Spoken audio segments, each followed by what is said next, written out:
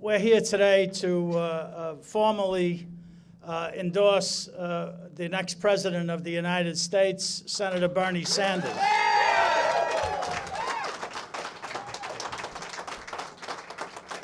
This has been a long process for CWA. This morning, our executive board, who is meeting here today and is here right now, unanimously endorsed Senator Sanders for the presidency. But before that happened, for the last 3 months, we have been conducting a grassroots poll of our members, and tens of thousands of our members voted in this poll, more than we've ever had vote in a presidential or any other kind of poll before. And our members decided, and in September when we started this poll, I said that this union would do whatever it was that our members decided we should do, and that is the action that our executive board affirmed today.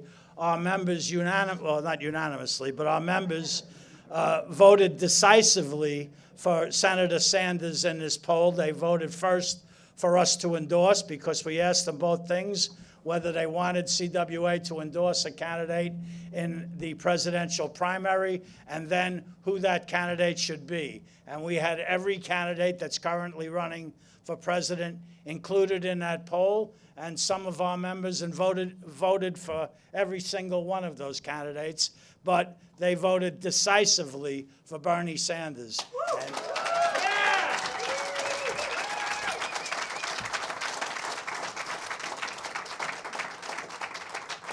And I believe that they voted for Bernie Sanders, and I got to say that the executive board stayed out of this. We did not want to influence what our members decided. They decided this on their own. None of us had anything to do with how they decided, and this is absolutely a democratically come to decision.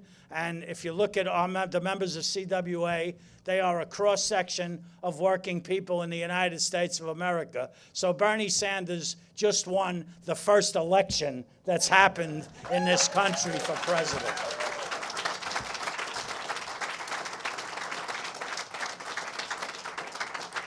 You know, we've heard enough from our members to know that they decided that it should be Senator Sanders because he is the candidate that they believe will fight for working families the most of all the candidates that are running for president of the United States. And that is why they chose to vote for Bernie Sanders in this election. It is the political and the economic time to do away with politics as usual, and we know, our members know, that Bernie Sanders is the candidate that is prepared to do that. He is the candidate that is prepared to fight against the big banks and Wall Street, and he is the candidate that will stand with working people in this country. So it is my pleasure. It is my pleasure, brothers and sisters, to introduce to you the next President of the United States of America, Senator Bernie Sanders.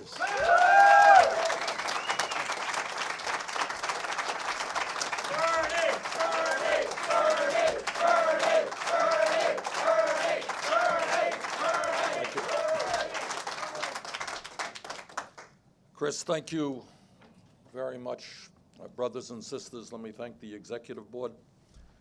And most importantly, let me thank the 700,000 members of the Communication Workers of America for their strong support. It means an enormous amount to me. You have a history as one of the great unions in the United States of America, and for decades you've been standing up and fighting for the rights of working families, and I am so proud to be with you today in that fight. And what I know about the CWA is that your endorsement is not just a paper endorsement. It's not just a press release endorsement. That we're going to have thousands of people on the ground, knocking on doors, making phone calls, and helping us as we do what needs to be done in this country, and that is create a political revolution so that the government of the United States starts responding to the needs of working families and the middle class, and not just a handful of billionaires and wealthy campaign contributors.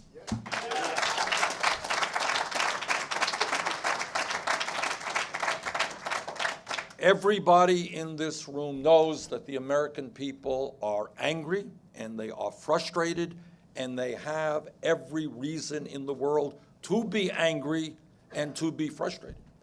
But the challenge of our time is to make sure that we do not allow demagogues to use that anger to divide us up. Our job is to bring our people together to attack the real issues, the real problems facing this country.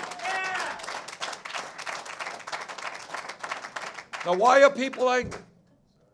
People are angry because at a time of exploding technology and a huge increase in worker productivity, so that all of you and the members of the CDA and workers all over this country, they're producing more.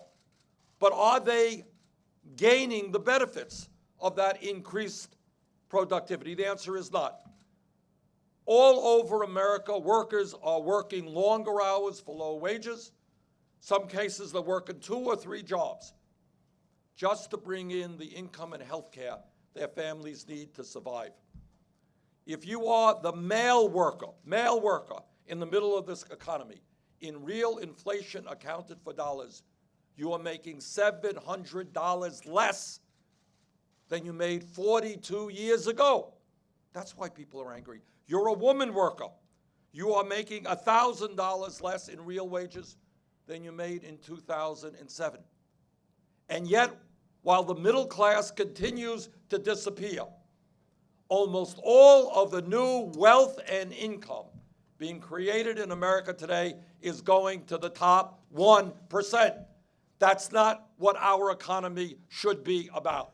So my pledge to you is working with the CWA, working with the unions throughout our country, working with the middle class and working families. We're going to create an economy that works for the middle class and working people of America, not just the billionaire class.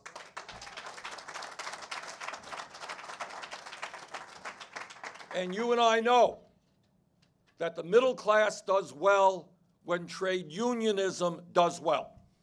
And you and I know how difficult it is for workers throughout this country to come together and try to form a union because they are attacked illegally, unfairly, by employers who are making it so difficult for workers to exercise their constitutional rights.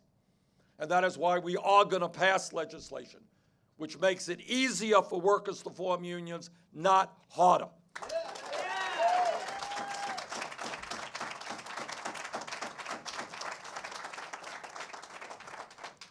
The United States, the only major country on earth that does not guarantee health care to every man, woman, and child. Well, you know what we're going to do together? We're going to change that.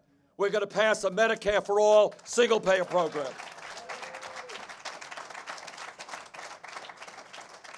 The American people, whether they're Republicans, Democrats, independents, understand that our trade policies for decades, NAFTA, CAFTA, PNTR with China, the TPP, has been a disaster for working families. Corporations wrote those pieces of legislation, and they are designed to do what, in fact, has happened. They are designed to allow corporations to shut down in America, throw American workers out on the street, move to China, move to other low-wage countries, bring their products back into this country. Together, we are going to end those disastrous trade policies. We're going to create trade policies which work for the working people of this country and workers abroad, and not just the CEOs of multinational corporations.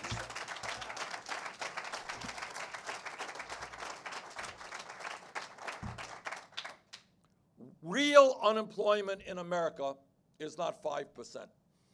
If you include those people who have given up looking for work and people who are working part-time when they want to work full-time, real unemployment is close to 10%. Youth unemployment is off the charts, much, much higher than that. What together we are going to do is put the unemployed and the underemployed back to work.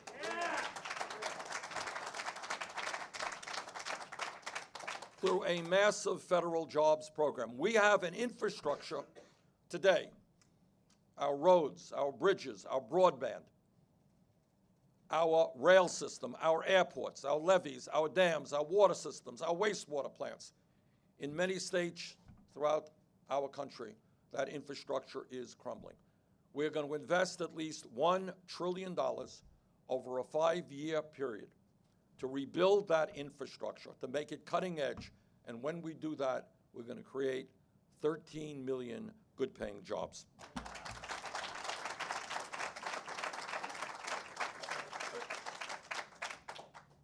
This is the wealthiest country in the history of the world, but nobody knows it because all of the wealth and income is going to the top 1%. You got millions of people out there who are trying to get by, support a family on $8, $9, $10 an hour. And you know what? You cannot support a family on $8, $9, $10 an hour, let alone the federal minimum wage of $7.25 an hour. And that is why, together, we are going to raise the minimum wage to a living wage.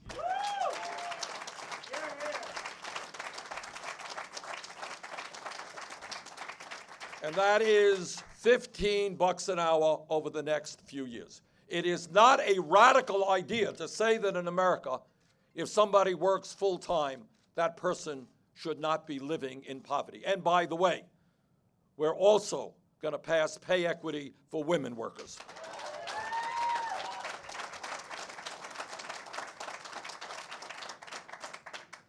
And at a time when the very, very wealthy are getting wealthier, and at a time when the multinational corporations, most of them are enjoying record-breaking profits, what we say to the wealthiest people in this country and the largest corporations, you are going to start paying your fair share of taxes. Yeah.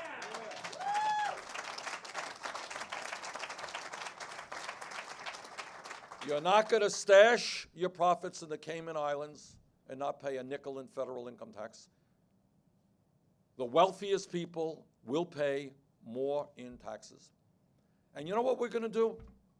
In a highly competitive global economy, we are going to make public colleges and universities tuition-free. We are going to lower interest rates on student debt, and that's going to be paid for by a tax on Wall Street speculation. Yeah.